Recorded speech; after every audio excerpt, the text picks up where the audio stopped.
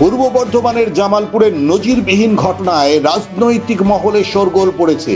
তৃণমূল কংগ্রেসের প্রাক্তন বিধায়ক তপন চট্টোপাধ্যায় ৩ জন শীর্ষ নেতার নামে বুড়োরাজ মন্দিরে ৩টি পাঠা উৎসর্গ করেন। বুধবার সকালে পাঠাগুলির গলায় জবার মালা ও নামের ফলক ঝুলিয়ে মন্দিরে নিয়ে গিয়ে পুজো দেওয়ার পর তিনি সেগুলোকে উৎসর্গ করলেন। তপন চট্টোপাধ্যায়ের দাবি, এই নেতাদের কারণেই তিনি পূর্বস্থলী উত্তর বিধানসভা কেন্দ্র থেকে এবারের নির্বাচনে দলীয় টিকিট পাননি। তিনি আরও অভিযোগ করেন, দলের সর্বভারতীয় সাধারণ সম্পাদকের সিদ্ধান্তে বহু বিধায়ক টিকিট না পাওয়ায় রাজ্যের দলের অবস্থা খারাপ।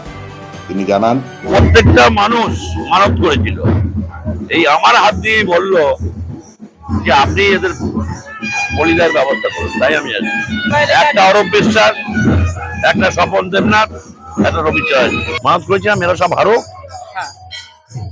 দল উচ্চন্নে চলে যাক, দলটাই যেন না থাকে। এরাই তো দলটাকে শেষ করলো অভিষেক ব্যানার্জির সঙ্গে মিশে।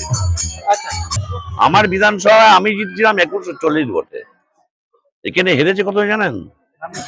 31,200 কত ভোটে। এটা ভাবা যায়?